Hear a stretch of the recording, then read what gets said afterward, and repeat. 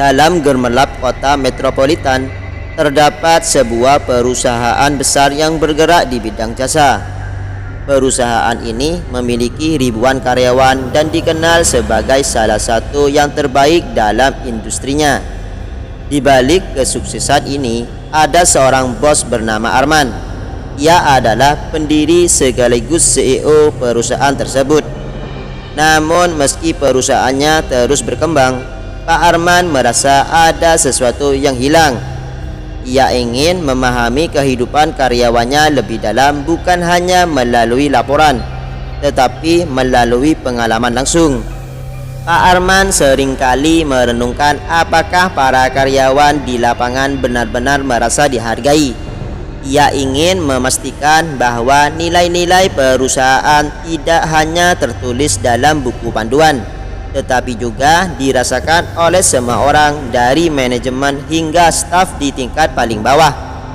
Setelah mempertimbangkan matang-matang, Pak Arman memutuskan untuk melakukan sesuatu yang tak biasa. Ia akan menyamar menjadi seorang karyawan biasa untuk melihat bagaimana sistem perusahaan bekerja dari perspektif berbeda. Suatu pagi, Pak Arman muncul di salah satu cabang perusahaannya sebagai Pak Harun, petugas kebersihan baru. Dengan pakaian seragam yang lusuh, kacamata tebal, dan topi, ia berhasil menyembunyikan identitasnya. Tidak ada yang mengenalinya, bahkan manajer cabang tempat ia bekerja. Hari pertama, ia sudah merasa bagaimana beratnya pekerjaan ini. Membersihkan toilet, mengepel lantai, dan mengangkut sampah adalah aktivitas yang sangat menguras tenaga, tetapi tak jarang dipandang sebelah mata oleh orang lain. Saat istirahat siang, Pak Arman duduk di ruang makan bersama petugas kebersihan lainnya. Ia bertemu dengan Pak Budi, seorang pria berusia 58 tahun yang telah bekerja sebagai petugas kebersihan selama lebih dari 20 tahun. Pak Budi menceritakan bagaimana ia seringkali merasa terabaikan oleh manajemen, meskipun pekerjaannya sangat penting untuk menjaga kenyamanan lingkungan kerja. Kadang kita ini seperti bayangan Pak Harun. Orang hanya menyadari keberadaan kita kalau ada yang salah, ucap Pak Budi dengan senyuman pahit. Di sisi lain, ada juga karyawan yang menunjukkan sikap ramah dan penuh perhatian. Salah satunya adalah Rani, seorang karyawan junior di bagian administrasi. Rani selalu menyapa dan membantu Pak Harun jika ia melihatnya kesulitan membawa alat-alat kebersihan.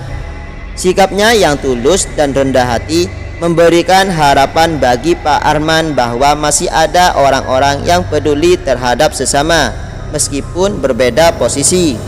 Namun tidak semua interaksi berjalan mulus. Pada suatu hari, Pak Arman menyaksikan seorang supervisor bernama Herman memarahi Pak Budi dengan kasar hanya karena lantai yang belum kering sepenuhnya. Pak Arman merasa marah, tetapi ia menahan diri. Ia tahu bahwa tujuan penyamarannya adalah untuk memahami, bukan untuk langsung bertindak.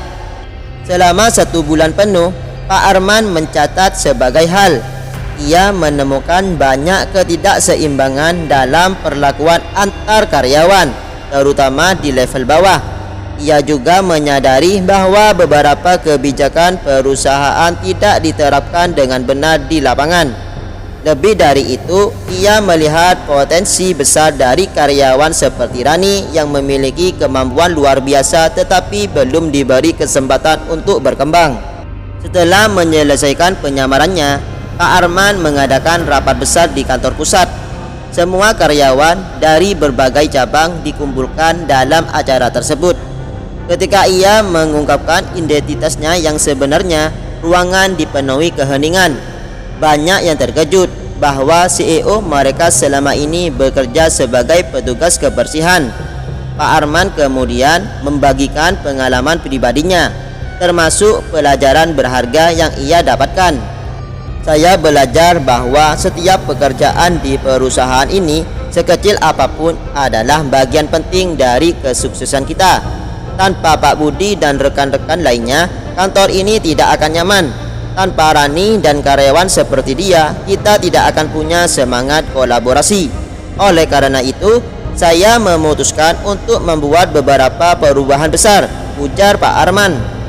Ia mengumumkan peningkatan gaji dan tunjangan bagi petugas kebersihan dan staf pendukung lainnya. Selain itu, ia meluncurkan program pelatihan untuk semua karyawan agar memiliki kesempatan untuk mengembangkan diri. Kebijakan baru juga diterapkan untuk memastikan setiap orang diperlakukan dengan adil dan hormat. Sebagai bentuk apresiasi, Pak Budi diberikan penghargaan khusus atas dedikasinya selama lebih dari 2 dekade. Rani yang sikapnya menjadi inspirasi bagi Pak Arman dipromosikan menjadi asisten manajer.